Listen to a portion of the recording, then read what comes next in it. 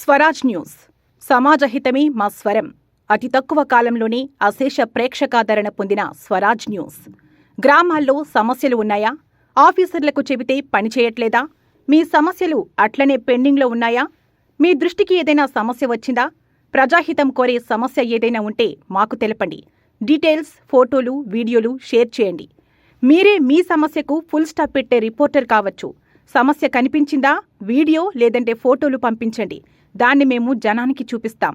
Swaraj news WhatsApp number 9441623078. Welcome to Swaraj news. నేను రేవతి. ముందుగా ముఖ్యాంశాలు.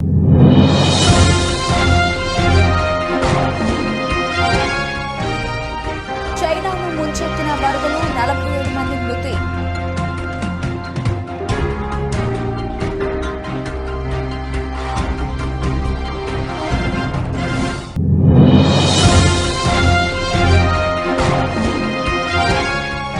బీహార్లో నిర్మాణంలో ఉండగానే కుప్పకూలిన వంతెన, వారంలోనే ఇది మూడవది కావడం గమనార్హం.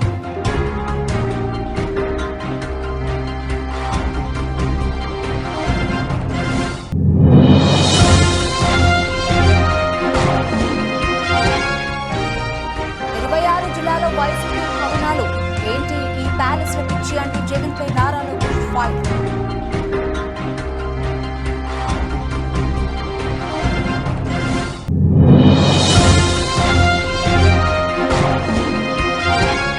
షర్మిలపై హైకమాండ్కు ఫిర్యాదు, ఇద్దరు కాంగ్రెస్ నేతలకు పీసీసీ షోకాస్ నోటీసులు.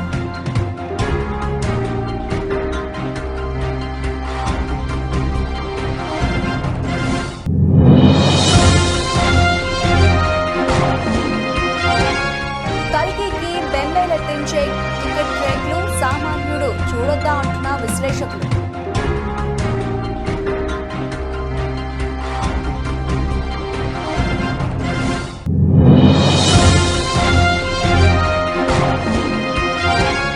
ఒకవైపు అమ్మకాలు, మరోవైపు లాభాలు. 10 రోజుల్లో 7 లక్షల కోట్లు పెరిగిన PSU సూచీలు.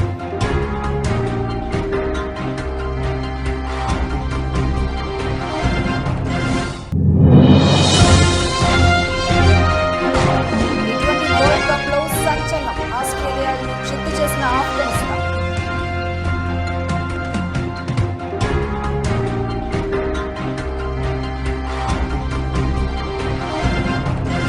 చైనాను మరోసారి వరదలు ముంచెత్తాయి. కుండపోత వర్షాల కారణంగా దక్షిణ చైనాలో వరదలు పోటెత్తాయి. భారీ వర్షాలకు కొండ చర్యలు విరిగి పడుతున్నాయి. పలుచోట్ల భారీగా చెట్లు నేలకూలాయి, ఇళ్లు ధ్వంసమయ్యాయి. ప్రధాన రహదారులు ఎక్కడికక్కడ కొట్టుకుపోయాయి. ఈ వర్షాలకు జనజీవనం అస్తవ్యస్తమైంది. గ్వాంగ్డాంగ్ ప్రావిన్స్ లో కొండచర్యలు విరిగిపడిన ఘటనలో 47 మంది ప్రాణాలు కోల్పోయినట్లు చైనా మీడియా వెల్లడించింది. పదుల సంఖ్యలో ప్రజలు గాయపడినట్లు పేర్కొంది. ఈ జల విలయంతో భారీగా పంట నష్టం వాటిల్లింది. చాలా చోట్ల రోడ్లు కొట్టుకుపోయాయి. విద్యుత్కు తీవ్ర అంతరాయం ఏర్పడింది. పలుచోట్ల వరద ప్రవాహానికి కార్లు కొట్టుకుపోయాయి. వరద కారణంగా అప్రమత్తమైన అధికారులు రంగంలోకి దిగారు. వరద ప్రభావిత ప్రాంతాల్లోని ప్రజలను సురక్షిత ప్రాంతాలకు తరలిస్తున్నారు. ఈ వరదలకు భారీగా ఆస్తి నష్టం సంభవించినట్లు చైనా మీడియా వెల్లడించింది.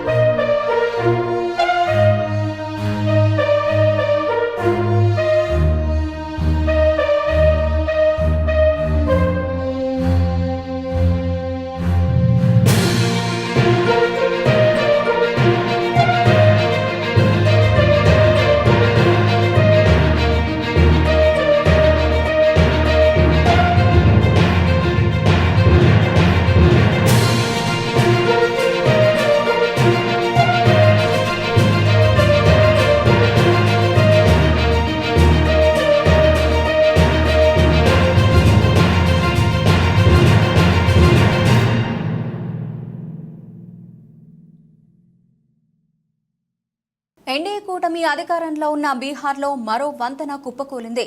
సివాన్ జిల్లాలో చిన్నపాటి వంతెన ఒకటి కూలి 24 గంటలు గడవక ముందే నిర్మాణంలో ఉన్న బ్రిడ్జ్ కూలిపోయింది. మోతీహరిలో 1.5 కోట్ల రూపాయలతో 40 అడుగుల విస్తీర్ణంలో వంతెన నిర్మిస్తున్నారు. ఈ క్రమంలో ఆదివారం రాత్రి 12 గంటలకు అది ఒక్కసారిగా కూలిపోయింది. సిమెంట్, ఇసుక తగిన పాళ్లలో సరిపోకపోవడం, కాస్టింగ్ కోసం ఏర్పాటు చేసిన సెంటరింగ్ పైపు బలహీనంగా ఉండడంతో బ్రిడ్జ్ కూలిపోయిందని గ్రామస్తులు ఆరోపిస్తున్నారు. దీంతో వారం రోజుల్లోనే రాష్ట్రంలో వంతెనలు కుప్పకూలిపోవడం ఇది మూడోసారి. అరిరాయోలోని బక్రా నదిపై 12 కోట్ల రూపాయలతో నిర్మించిన బ్రిడ్జ్ ఈ నెల 18న కూలిపోయిన విషయం తెలిసిందే. ఇక జూన్ 22న సివాన్లోని గండక్ కాలువపై వంతెన కుప్పకూలింది. దౌరందా మహారాజాగంజ్ బ్లాక్స్లోని 2 గ్రామాలను కలుపుతూ కెనాల్పై కట్టిన ఈ బ్రిడ్జ్ చాలా ఇండ్ల క్రితం నాటిదని, కెనాల్లోని నీటి ప్రవాహ దాటికి పిల్లర్లు దెబ్బతిని వంతెన కూలిందని జిల్లా కలెక్టర్ ముకుల్ కుమార్ గుప్తా తెలిపారు. మంగళవారం అరారియా జిల్లాలో కొత్తగా నిర్మించిన 180 మీటర్ల పొడవైన బ్రిడ్జ్ కుప్పకూలిపోవడం సంచలనం రేపింది. దీంతో నదులు, కాలువలపై నిర్మించిన వంతెనల పటిష్టతపై పలు అనుమానాలు తలెత్తుతున్నాయి. రాష్ట్ర ప్రభుత్వం చేపడుతున్న పబ్లిక్ వర్క్స్ లో నాణ్యత లోపాలు, అక్రమాల వల్లే ఈ ఘటనలు జరుగుతున్నాయని సర్వత్రా ఆందోళన వ్యక్తమవుతోంది.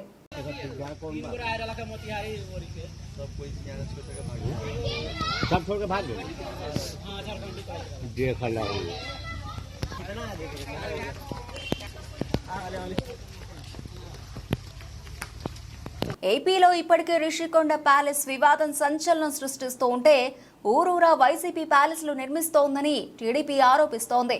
బెంగళూరు, హైదరాబాద్, తాడేపల్లి, ఇడుపులపాయ ఇలా ఊరూరా రాజభవనాలను తలదన్నేలా సొంత ప్యాలెస్లను కట్టుకున్న జగన్ ఇప్పుడు ఏకంగా వైసీపీ ఆఫీసుల కోసం కూడా ప్యాలెస్లు కట్టిస్తున్నాడని పేర్కొంది.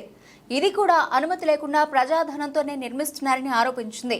ఏపీలోని 26 జిల్లాల్లో 42.24 ఎకరాల ప్రభుత్వ భూమిని తన పార్టీ ఆఫీసుల కోసం వైఎస్ జగన్ కేటాయించారని టీడీపీ తన ట్విట్టర్ ఖాతాలో పేర్కొంది. 688 కోట్ల రూపాయల విలువైన ఈ భూమిని కేవలం ఎకరానికి 1000 రూపాయల నామమాత్రపు ధరకే లీజుకు తీసుకున్నారని విమర్శించింది. ఈ స్థలంలో 500 కోట్ల రూపాయలకు పైగా ప్రజాధనాన్ని ఖర్చు పెడుతున్నారని తెలిపింది. ఈ 26 భవనాల్లో ఒక్క ప్రకాశం తప్ప ఏ భవనానికి కూడా అనుమతులు లేవని చెప్పింది. కాగా 26 జిల్లాలో వైసీపీ భవనాల నిర్మాణంపై ఏపీ మంత్రి నారా లోకేష్ కూడా తీవ్ర ఆగ్రహం వ్యక్తం చేశారు. ఆంధ్రప్రదేశ్ రాష్ట్రం నీ తాత రాజిరెడ్డి జాగిరా అని వైఎస్ జగన్ ప్రశ్నించారు. వైసీపీ కోసం 26 జిల్లాలో 42 ఎకరాలకు పైగా 1000 రూపాయల నామమాత్రపు లీజుకి 33 ఏళ్లకు కేటాయించుకున్నావు. జనం నుంచి దోచుకున్న 500 కోట్ల రూపాయలతో ప్యాలెస్లు కడుతున్నావు అని మండిపడ్డారు. జగన్ ఒక్కడి భూదాహానికి కబ్జా అయిన 600 కోట్లకు పైగా విలువైన 42 ఎకరాల్లో 4200 మంది పేదలకు సెంటు స్థలాలు ఇవ్వొచ్చని అన్నారు. ఆయన విలాసాల ప్యాలెస్ల నిర్మాణానికి అయ్యే 500 కోట్ల రూపాయలతో 25,000 మంది పేదలకు ఇళ్లు కట్టి ఇవ్వవచ్చని తెలిపారు. ఏంటి ఈ ప్యాలెస్ల పిచ్చి, నీ ధనదాహానికి అంతులేదా అని మండిపడ్డారు.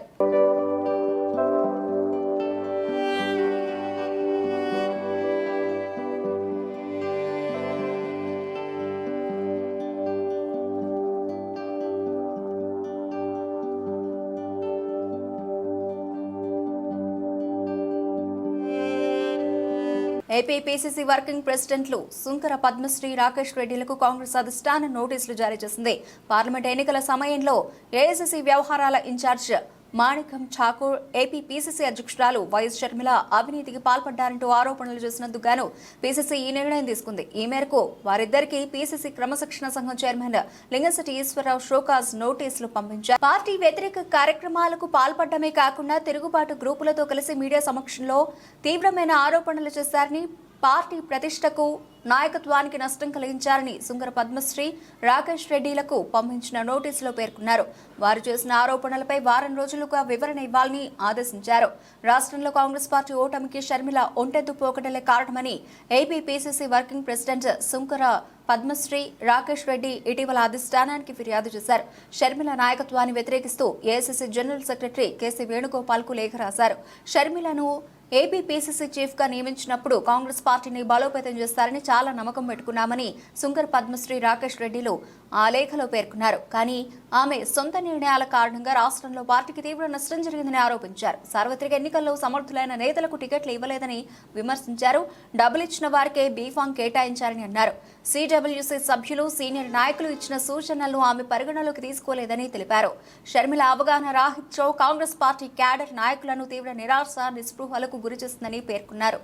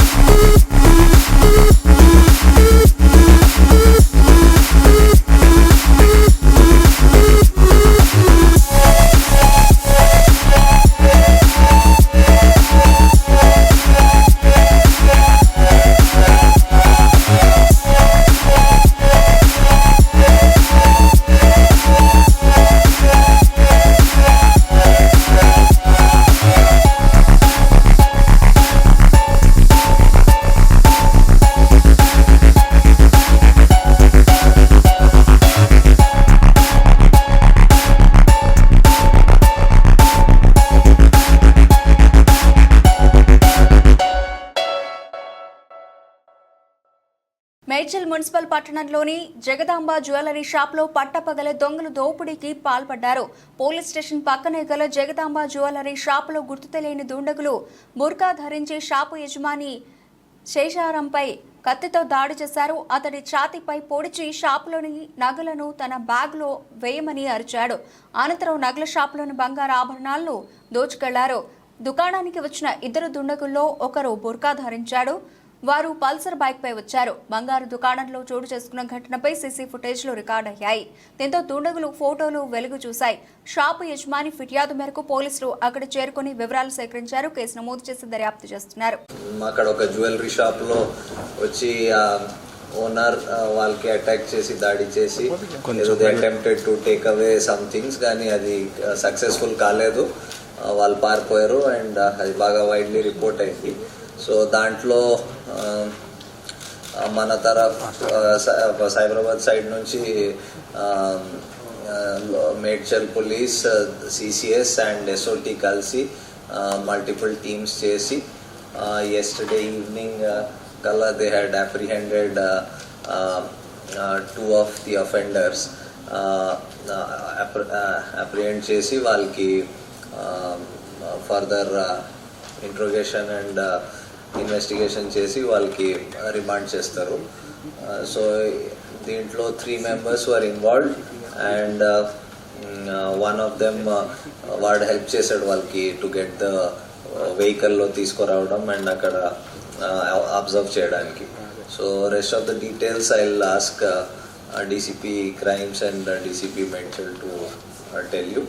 So this was the case. అది it was being reported that బయట నుంచి ఉన్న వాళ్ళు బయట నుంచి వచ్చిన గ్యాంగ్స్ ఉన్నాయి, but it was all local పీపులే ఫ్రమ్ హైదరాబాద్. చెప్పేస్తాను అబ్బాయి వాళ్ళందరూ అలర్ట్ కావడం, అతను కూడా చోర్ అని ఆ ఓనర్ మొత్తుకోవడం తోటి అలర్ట్ అయ్యేసరికి వీళ్ళు కూడా పారిపోవడం జరిగింది. ఇమీడియట్ గా మనకి ఇన్ఫర్మేషన్ రావడంతో వితిన్ 10 to 15 minutes లో మన టీమ్స్ అన్ని కూడా పోలీస్ స్టేషన్ పక్కనే ఉండటము, అక్కడ ఉన్నటువంటి క్రైమ్స్ ఎస్ఓటి అందరూ కూడా ఇమీడియట్ గా టీమ్స్ ఫామ్ చేసుకొని దాదాపు 200 CC cameras entry exit points identify చేయడం. మనం చూస్తున్న ప్రాసెస్ లో బైక్ ఆ పక్కనే దగ్గరలో నియరెస్ట్ ప్లేస్ లో ఒక 1 kilometer దూరంలో దాన్ని పడేసిపోవడం, దాని తర్వాత దాన్ని బైక్ ని చూసినప్పుడు దాని నెంబరు అందరూ ట్రేస్ చేయడం, ఇమీడియట్ గా ఆర్టీఏ యాప్ లో పోయి ఆ ఓనర్స్ పర్టికులర్ చూసుకుంటే అది మన ఓయూ ఉస్మానియా యూనివర్సిటీ పరిధిలో ఉన్నటువంటి అప్సిగూడ ఏరియాలో అది ఒక 4 days బ్యాకే స్టోలెన్ అయింది. ఇమీడియట్ గా ఓనర్స్ ని కన్సల్ట్ చేసి అక్కడి నుంచి కూడా మనం సీసీ ఫుటేజ్ కలెక్ట్ చేసి దాని రూట్ అంతా కూడా ఓయూపీఎస్ నుంచి అప్ టు చాదర్గఢ్, మీర్ చౌక్, చార్మినార్ వరకు కూడా దాదాపు అన్ని టీమ్స్ ఫాలోఅప్ చేసి అక్కడ రీసెంట్ గా వీళ్ళు చాదర్గఢ్ లో అయినటువంటి రాబరీలో కూడా ఇన్వాల్వ్ కావడము, అప్పటికే మన వాళ్ళందరూ కూడా జైల్ రిలీజ్ పర్సన్ తీసుకోవడము, వాళ్ళ యొక్క ఇంటరాక్షన్ రిపోర్ట్స్ స్టడీ చేయడము, ఎక్కడైతే సీసీ ఫుటేజ్ క్లారిటీ వచ్చిందో అక్కడ ఈ పర్సన్ చాదర్గఢ్ లో ఇన్వాల్వ్ అయిన పర్సన్ ఐడెంటిఫై చేసుకొని ఇమీడియట్ గా ఐఆర్ లో ఉన్నట్టు నెంబర్స్ ఆధారంగా మనం A1 ని అజీజ్ కొటాడియా అని మనం ఐడెంటిఫై చేసి పట్టుకోవడం జరిగింది. ఫస్ట్ అసలే ప్రభాస్ సినిమా, అందులో అమితాబ్ బచ్చన్, దీపికా పదుకొనే, కమల్ హాసన్ లాంటి భారీ తారాగడం. బడ్జెట్ ఏమో 700 కోట్ల రూపాయలు. విజువల్స్ చూస్తే హాలీవుడ్ స్థాయికి ఏమాత్రం తక్కువగా లేవు. ఇలాంటి సినిమా అంటే టికెట్ రేటు కొంచెం ఎక్కువైనా ప్రేక్షకులు వెనకాడరు. మామూలుగానే పెద్ద సినిమాలకు రేట్లు పెంచుతారు కాబట్టి కల్కి విషయంలోనూ ఎక్కువ రేట్లు పెట్టి టికెట్లు కొనడానికి ప్రేక్షకులు రెడీగానే ఉన్నారు. అయితే ఈ చిత్రానికి మామూలుగా పెద్ద సినిమాలకు పెట్టే దానికంటే ఎక్కువ ధరలే పెట్టాల్సి ఉంటుంది. తెలంగాణ వరకు ఈ సినిమాకు టికెట్ల ధరలు ఖరారయ్యాయి. సింగిల్ స్క్రీన్లలో 75 రూపాయలు, మల్టీప్లెక్స్లలో 100 రూపాయల రేట్లు పెరగనున్నాయి. రెగ్యులర్ షోల వరకు ప్రీమియం సింగిల్ స్క్రీన్లకు ట్యాక్స్లతో కలిపి 265 రూపాయలు, మల్టీప్లెక్స్లకు 413 రూపాయలుగా రేట్లు ఫిక్స్ చేశారు. అయితే కల్కి 3D సినిమా కాబట్టి 3D గ్లాసులకు అదనపు ధర చెల్లించాల్సి ఉంటుంది. హైదరాబాద్లోని ప్రసాద్ మల్టీప్లెక్స్లో టాప్ క్లాస్ 3D గ్లాసెస్కు 100 రూపాయల దాకా తీసుకుంటారు. అంటే కల్కి సినిమాను అక్కడ చూడాలంటే 513 రూపాయలు పెట్టాల్సి ఉంటుంది. ఇదిలా ఉండగా కల్కికి తెలంగాణలో తెల్లవారుజామున 5:30 ప్రీమియర్ షోలు వేయబోతున్నారు. మామూలుగా తెల్లవారుజామున షోలకు రెగ్యులర్ రేట్లు ఉంటాయి, కానీ కల్కికి మాత్రం 5:30 షోలకు స్పెషల్ రేట్లు పెడుతున్నారు. దీని ప్రకారం సింగిల్ స్క్రీన్లు, మల్టీప్లెక్స్లు అన్నింటికీ కలిపి ఏకమొత్తంగా 200 రూపాయలు అదనపు రేటు పెట్టేశారు. సింగిల్ స్క్రీన్ ధర 377 రూపాయలు కాగా మల్టీప్లెక్స్ టికెట్ రేటు 495 రూపాయలుగా ఉండబోతోంది. కల్కికి ఉన్న క్రేజ్ దృష్ట్యా హైదరాబాద్లో ఉన్న, తెలంగాణలో ఉన్న ప్రతి థియేటర్లో 5:30కు షో పడుతుందనడంలో సందేహం లేదు. ఆ షో చూడాలంటే ప్రేక్షకుల జోబులకు బాగానే చిల్లు పడుతుంది. ఈ రేట్లు మరీ ఎక్కువ అనే అభిప్రాయాలు వ్యక్తమవుతున్నప్పటికీ కల్కి స్థాయి సినిమాకు అంత రేటు పెట్టొచ్చని, అందుకు తగ్గ వినోదాన్ని, ప్రత్యేక అనుభూతిని సినిమా ఇస్తుందనే ఆశించవచ్చు. ఆంధ్రప్రదేశ్కు సంబంధించి ఇంకా టికెట్ల ధరలు ఖరారవ్వలేదు.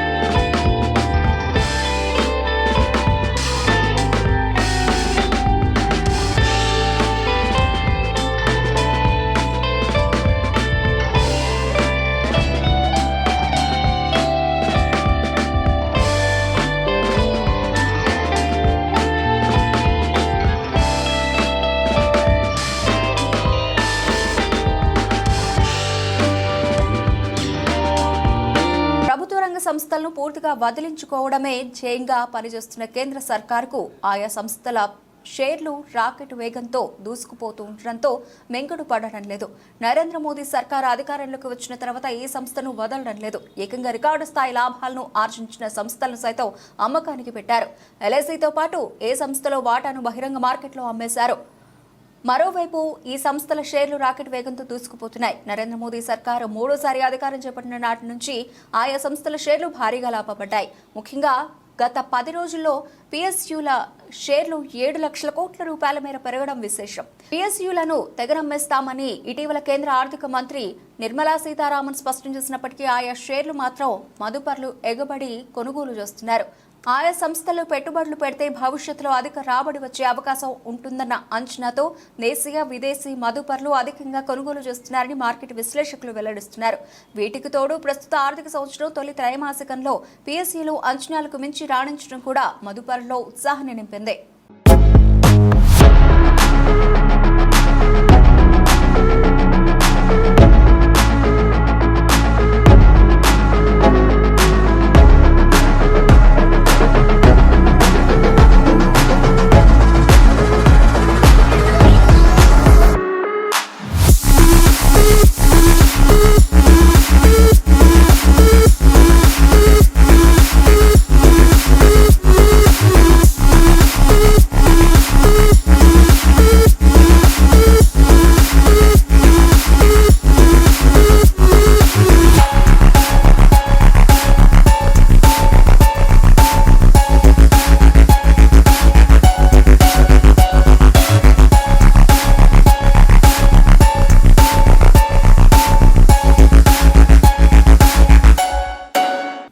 వరల్డ్ కప్ లో మరో సంచలనం నమోదైంది. సూపర్ 8 పోర్లో ఆస్ట్రేలియాపై ఆఫ్ఘనిస్తాన్ 21 పరుగుల తేడాతో ఘన విజయం సాధించింది. తొలుత బ్యాటింగ్ చేసిన ఆఫ్ఘన్ 20 ఓవర్లలో 6 వికెట్ల నష్టానికి 148 రన్స్ చేసింది. ఓపెనర్లు గుర్బాజ్, ఇబ్రహీం జద్రాన్ అర్ధ సెంచరీతో అదరగొట్టారు. Aussies pacer Pat Cummins T20 ప్రపంచ కప్లో వరుసగా రెండోసారి హ్యాట్రిక్ వికెట్లు తీశారు. కాగా స్వల్ప లక్ష్యాన్ని ఛేదించడానికి ఆసీస్ బ్యాట్స్మెన్ అష్టకష్టాలు పడ్డారు. ఆఫ్ఘన్ బౌలర్ల ధాటికి సహచరులంతా వెనుతిరుగుతున్న గ్లెన్ మ్యాక్స్వెల్ ఒంటరి పోరాటం చేశాడు. 59 పరుగులు చేసిన అతడు అవతలి ఎండ్ నుంచి సపోర్ట్ లభించకపోవడంతో జట్టును విజయ తీరాలకు చేర్చలేకపోయాడు. చివరికి 19.2 ఓవర్లలో 127 రన్స్ మాత్రమే చేసిన ఆసీస్ ఓటమిని మూటగట్టుకుంది. జట్టులో Mitchell Marsh, Maxwell, Marcus Stoinis మాత్రమే 2 అంకెల స్కోర్లు చేయడం గమనార్హం. ఆఫ్ఘన్ విజయంలో బౌలర్ గుల్బాదిన్ నైబ్ కీలక పాత్ర పోషించాడు. 20 పరుగులు మాత్రమే ఇచ్చి 4 కీలక వికెట్లు పడగొట్టాడు. నవీన్ ఉల్ హక్ 3 వికెట్లు తీయగా రషీద్ ఖాన్, అమర్ జాయ్ చెరో వికెట్ తీశారు. దీంతో గ్రూప్ 1లో చెరో గెలుపుతో ఆసీస్ ఆఫ్ఘన్ సెమీస్ రేస్లో నిలిచాయి. భారత్ ఇప్పటికే సెమీస్ బెర్త్ను దాదాపు ఖరారు చేసుకునే విషయం తెలిసిందే.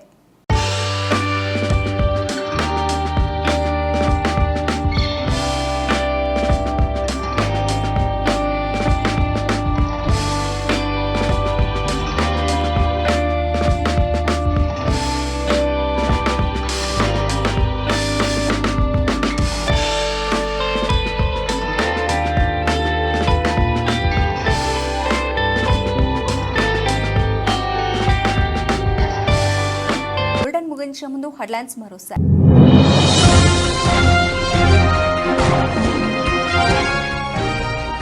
చైనాను ముంచెత్తిన వరదలు 47 మంది మృతి.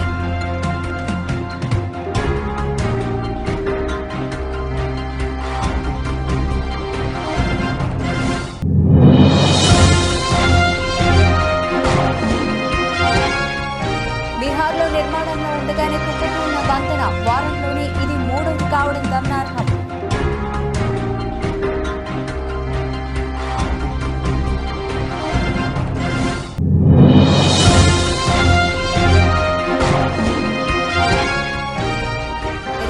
జిల్లాలో వైసీపీ భవనాలు ఏంటి ఈ ప్యాలెస్ పిచ్చి అంటూ జగన్పై నారా లోకేష్ ఫైట్.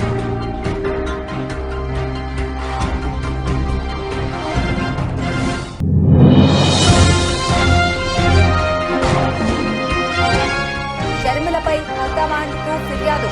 కాంగ్రెస్ నేతలకు పీసీసీ షోకాస్ నోటీసులు.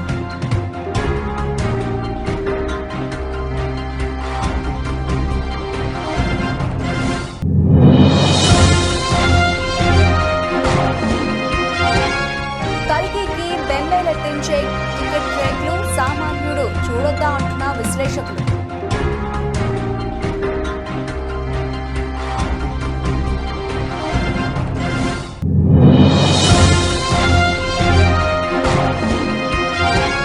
ఒకవైపు అమ్మకాలు, మరోవైపు లాభాలు. 10 రోజుల్లో 7 లక్షల కోట్లు పెరిగిన PSU సూచీలు.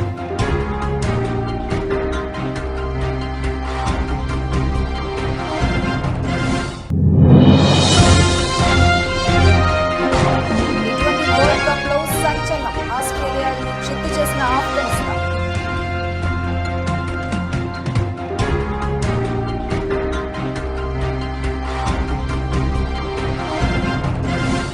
ఇవి ఇప్పటివరకు నడిచిన అప్డేట్స్. మరిన్ని అప్డేట్స్తో మళ్ళీ కలుద్దాం. అంతవరకు సెలవు. నమస్తే. స్వరాజ్ న్యూస్. సమాజ హితమే మా స్వరం. అతి తక్కువ కాలంలోనే అశేష ప్రేక్షకాదరణ పొందిన స్వరాజ్ న్యూస్. గ్రామాల్లో సమస్యలు ఉన్నాయా? ఆఫీసర్లకు చెబితే పనిచేయట్లేదా? మీ సమస్యలు అట్లనే పెండింగ్లో ఉన్నాయా? మీ దృష్టికి ఏదైనా సమస్య వచ్చిందా? ప్రజాహితం కోరే సమస్య ఏదైనా ఉంటే మాకు తెలపండి. డీటెయిల్స్, ఫోటోలు, వీడియోలు షేర్ చేయండి. మీరే మీ సమస్యకు ఫుల్ స్టాప్ పెట్టే రిపోర్టర్ కావచ్చు. సమస్య కనిపించిందా? వీడియో లేదంటే ఫోటోలు పంపించండి. దాన్ని మేము జనానికి చూపిస్తాం. Swaraj news WhatsApp number 9441623078.